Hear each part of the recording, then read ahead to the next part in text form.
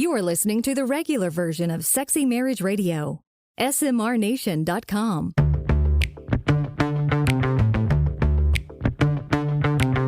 You've turned on Sexy Marriage Radio, where the best sex happens in the marriage bed. Here's your host, Dr. Corey Allen. Welcome back to another episode of Sexy Marriage Radio, where we are having straightforward, honest conversations about life, love, marriage, sex, all that happens within it and around it. And I'm going to cut you off this morning. Okay. And I'm going to say to the nation, give a shout out, shoot an email to Corey today, because at the day of this airing, on Wednesday, May 19th, he is 50 years old. Here we go. 50 years old. It's halfway home, baby. And he's fabulous. He's like better than he's ever been. Wait, so that's right. This is airing on birthday. It is airing on birthday. So what am I doing working? Right? You don't work on your birthday? I don't. I follow my father's tradition. I'm going to Right. throw this out there to the nation because I love this strategy of just don't work on your birthday. Just take that day off. Do what you want to do. But again, what I would want to do is do the show. Right? Because Exactly. this is fun. So, Exactly. well, thank you very much. But I want to give you a birthday shout and say thank you for being you. And it's really fun to be on this journey with you. Absolutely. And I hope that this year's a fabulous one for you, and we just make it even, Man, I'm each so new looking year even forward. better. Yep, so looking forward to the next decade. Because as was talked about on the Academy coaching call this month, somebody pointed out a reference about how research will continue to show sex gets better as you get older, even up into your 50s. And so, man, let's and see. 60s. I think the 60s. No, will be but the better than 50s are going to be right now as your time here. Okay, so okay. let's see. I want to test that theory out. All Well, this right, is we'll Sexy keep it Marriage Radio, where we want to hear from you, not just for the birthday wishes, although bring them on. I love hearing any kind of things like that just kind of celebrate things together. But we want to hear your questions, your thoughts, your concerns, what's going on in your world. Let us know, 214-702-9565. Feedback at sexymarriageradio.com. And then we have the platform, my.smrnation.com, where there's some fabulous conversations going on with weekly questions and deep dives into some things. And then there's the Academy. You can go even deeper. And that you can find all kinds of information.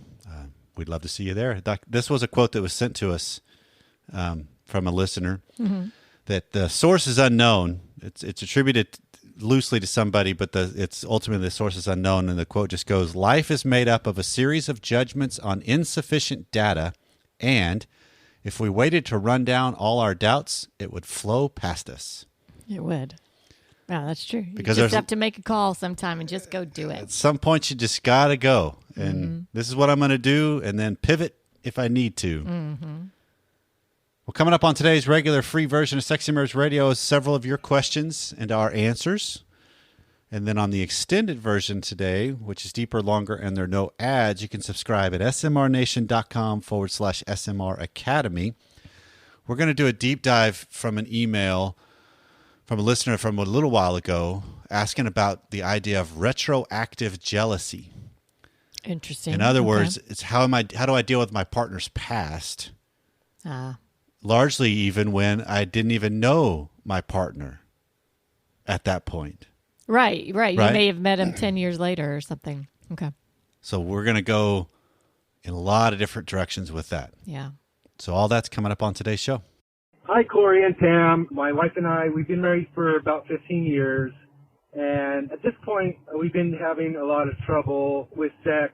And we thought everything else was kind of in line as far as intimacy and that sort of thing.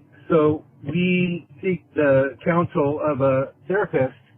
And in the second session, he decided that we should not have sex for 4 months. My wife seems to be kind of okay with that. Just a little bit of background. She also is going through menopause and is not doing any kind of treatment for that. And she also has quite a bit of pain during sex, so we've been trying to navigate that. The main part of my question is that I just don't feel that that's normal for therapists to say not to have sex for 4 months. One of the reasons I think he said that is that I'm out of town 3 or 4 days a week. And so when I come into town, my wife, basically was telling the therapist that we try and cram in sex, and she doesn't want to do any kind of scheduling of sex or anything like that. So that was one of the reasons why we thought at that point that I was going to be back home full time in 4 months. And I think he thought, we would avoid trying to cram it in. So the main part of my question is that under any circumstances normal for a therapist to say, I don't want you to have sex for 4 months? Now, we haven't been back yet and I haven't gotten a reason why, but my wife is delighted. She thinks it's a great idea for us to connect, on the intimate level without sex. And he said there's no touching, no nothing. So that's my question. Have a great day, and I love your show. I binge listen all the time. Talk to you later. So there's two things that jump out to me. We've got the therapist and what he's recommending. Uh-huh. And then we've got the caller. Right. And what's going on. Right. Wife Okay. is secondarily in there, but she's not involved in pursuit of an answer. Okay. From the way he's framing it, for sure. Okay. This is great for her. Mm-hmm. Relieves a lot of pressure, right? Okay. Did you hear anything different in this?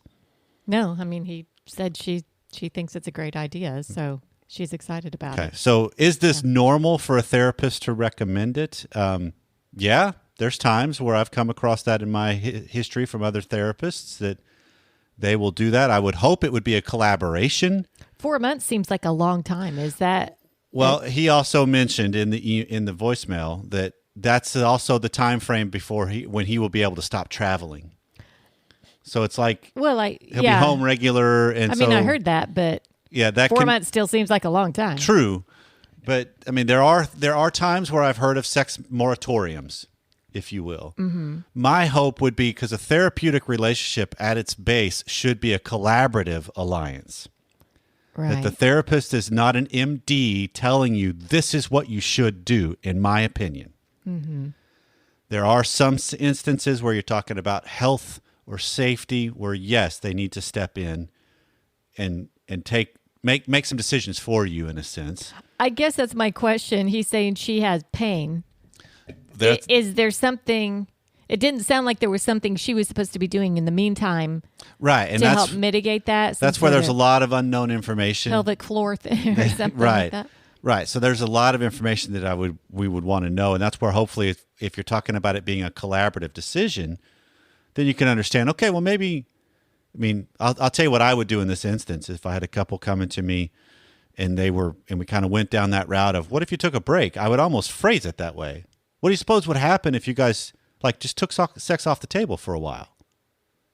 What, so you could do this, you could do that, but you would want to have a scope of, here's what you need to be doing in the meantime. Here's where you need to be focusing. Here's where something, as I see it. Yeah. But again, I hear it. He's kind of like, this is the higher desire saying, hold on, what just happened? Right? Right. So, You just gave me an edict of what I can't do. right. And it's totally slanted, as he sees it, and is framing it in his wife's favor, because she's delighted about it. Absolutely. So yeah. So this is like, wait, this is a raw deal for him. But what I'm hearing from him is, yeah, there's a lot of issues that are going on when it comes to your sex life. Mm-hmm. The biggest one being, it seems to all be centered around him. Why do you say that? Because she has pain, but still participates in it. Mm. She feels like it's whole kinds of pressure to have to cram it in. That tells me it's like, I'm not trying to carve out time for me to have some pleasure. I'm carving out time just to take care of you. Okay.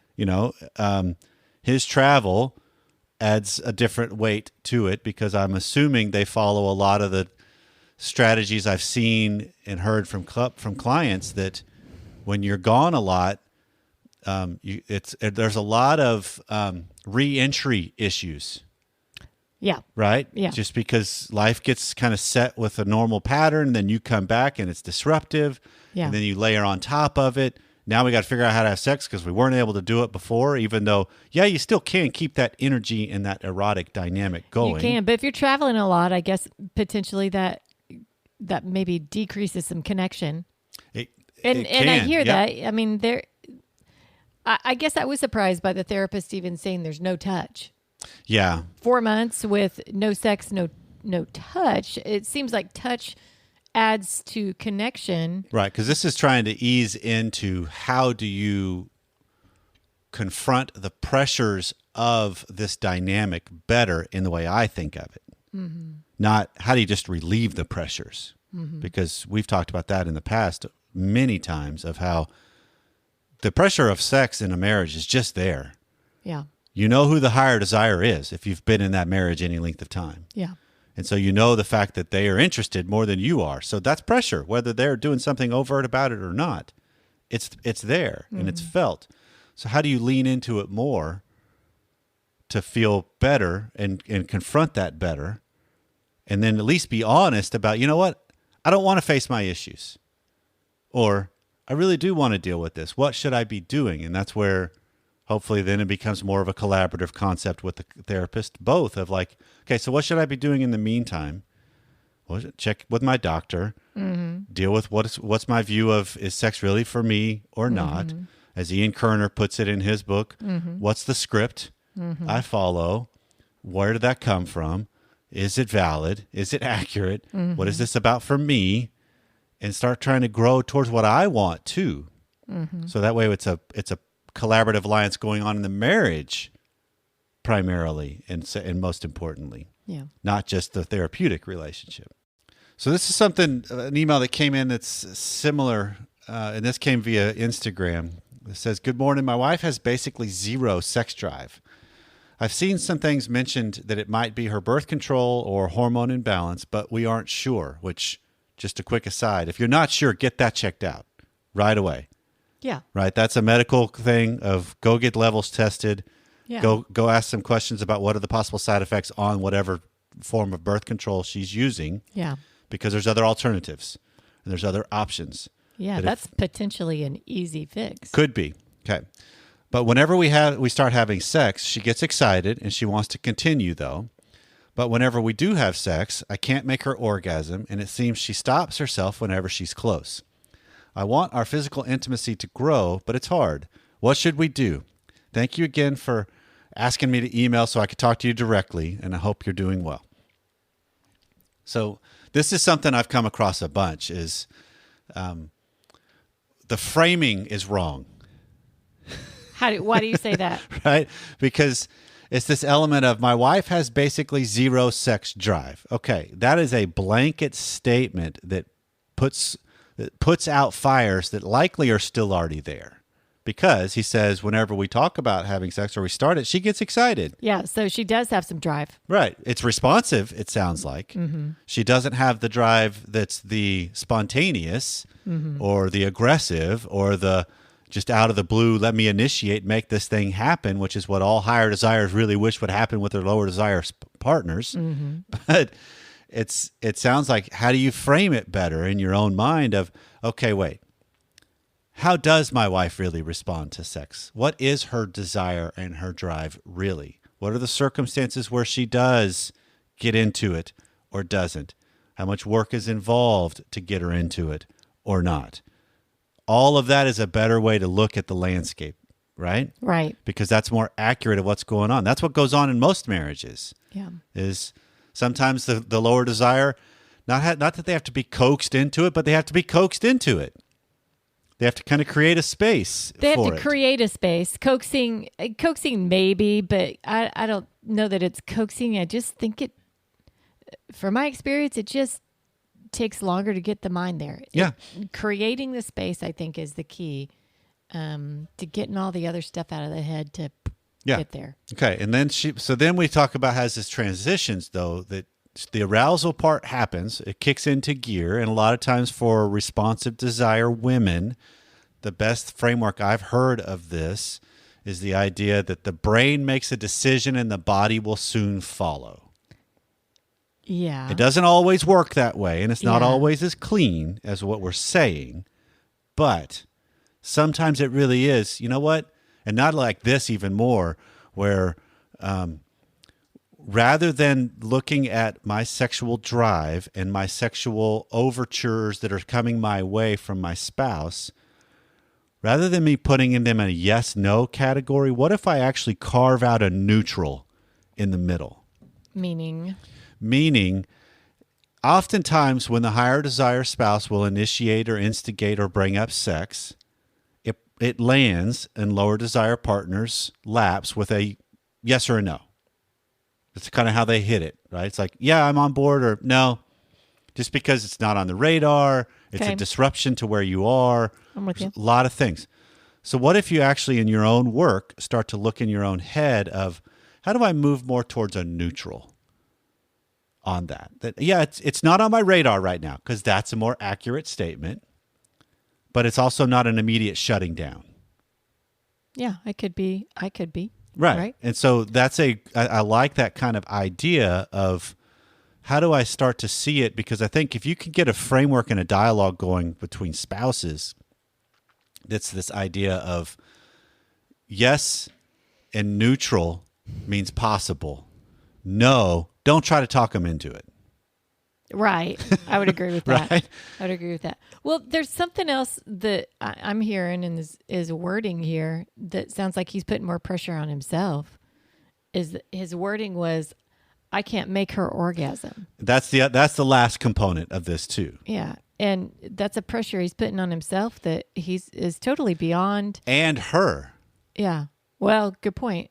He's putting a pressure on her that Right. I want you to do this. And Yeah, I orgasm, it's got to have some good methodology, right? There's got to be some Right.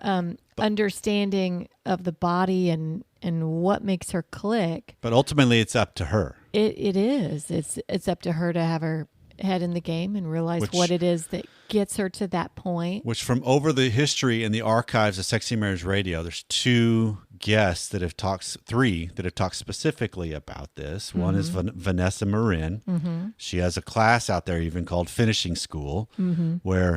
and then Lori Mintz Mm-hmm. with Becoming Clitorate, and then Dr. Emily Jamia, which I want to reference her first because I was watching something that she just posted not too long ago about what are some of the things that kill orgasms, and one of them is asking your wife if she orgasmed, because it makes it, one, too prominent of a goal, and two, it's a marker that just adds another pressure on, did you or didn't you? You know, it's like I'm aiming for this, and it's another thing that's felt.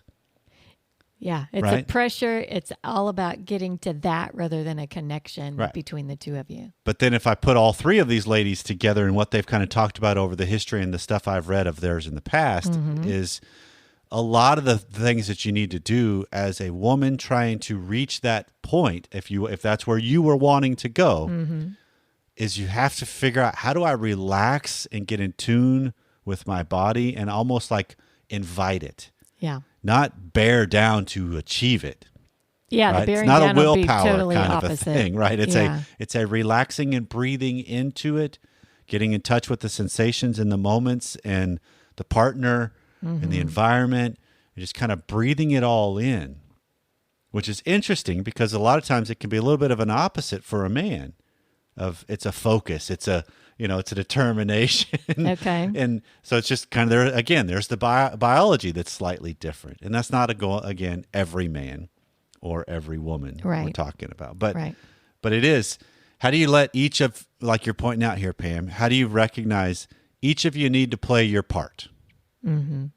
So play it well, breathe into it. That's the biggest thing I keep giving advice to couples that are quick interactions with people, or this topic seems to come up, is one, breathe and be more present, and then two, just slow down. Right? This is not a race to a Right. finish line. Right. If you don't achieve it, but she gets a little bit closer, that's a victory. Right. Right? If you learn something new about, wait, I don't need to focus on this so much. I need to just focus on the fact that I can be a conduit of something she enjoys. Right. Whether it reaches a goal of that or not, she still enjoys it. Right. Good on both of us then. Right. And just kind of reframe this whole process into a journey, right? Not necessarily just the goal. Right. So another message that came in via Instagram from somebody that has followed and found us via Christians Who Curse Sometimes. That he says, I've listened to all the shows, still working on the past shows too, because there's a lot. Here's a question I've got that I'm curious about, even though I'm soon not to be married.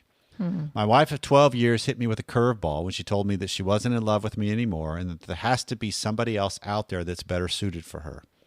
There's a lot more to it, but that isn't important.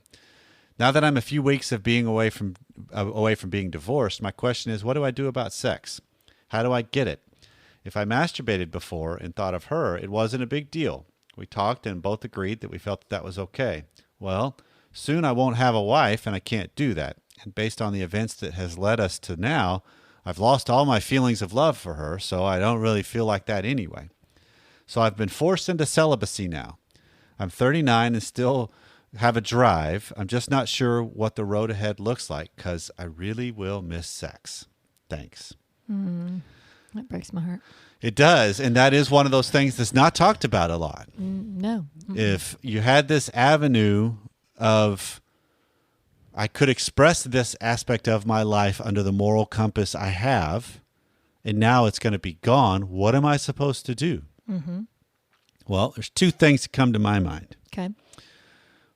One is, what do you do forward? And then the other is, I want to ask a question that's a little more pointed for the whole thing. But what do you do going forward is we get into this area of what do you do about masturbation or not? Right? This is, now that I'm doing a lot more dialogue with people that are actively involved in the Instagram community we're building, and it seems to be a whole lot more younger leaning. This is a question that comes up a lot. Is masturbation okay or not? Right. And we've said in the past that it's what surrounds it that's the issue more than the issue, more than the doing it or not. Because if it's out in the open and it's guilt-free, quote unquote, as far as I'm not involving a lot of other things as in porn, erotica, that kind of stuff, that's just the body. That's just pleasure. That's just release. There's a lot of other things I can reframe that, and I don't know if that's necessarily guilt-inducing or not. It can be for some people, but that's some good questions to ask yourself. Where does that come from? Right. What do I really believe? Right. So can you just do it for pleasure's sake? Dr. Glover in his book, No More Mr. Nice Guy, actually has a chapter at the end called Healthy Masturbation. And it's just talking about the idea of how do I get in tune with the sensations of my body better? Right. And figure out, what do I like? What do I not like? What feels good? What doesn't? That's not necessarily involving fantasy. It's a solo, I'm just involved in my own senses experience.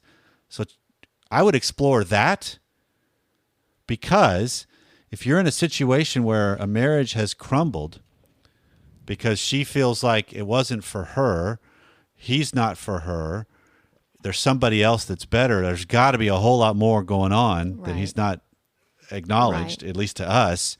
Well, he said there's more. Which begs the question, what kind of sex were you having in the first place? Well, that's not his question, though. No. I hear what you're saying, but that doesn't But go. I'm just curious about, that sounded, to be crude, that sounded like that could have just been masturbation too. The partners weren't actually together. It was just a joint getting off. Yeah, maybe. I don't know. I mean, and I'm kind of going out there for a little bit. Well, you're bringing up another topic that he wasn't asking I about. totally so it might am, but I be want to use that opening. to kind of frame the idea of, how do I view what has been going on to help give better light into what will be going on for me? Okay, good point. Right? And what if I have a new relationship in the future? How am I framing this? How am I looking at How it? do I look at this different, rather than, well, I hope her drive is better, or I hope she's more into me, and I hope that's that concept of, how do I start viewing this as, what's my role all the Gotcha. way through, whether I'm in a relationship or not? Gotcha. There needs to be a consistency, because integrity to me and solidness to me is I am the same person regardless of life circumstances, Yeah.